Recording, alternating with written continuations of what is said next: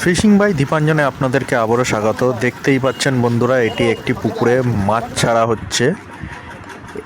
এটি কিন্তু একটি কম্পিটিশানের পুকুর রেডি হচ্ছে।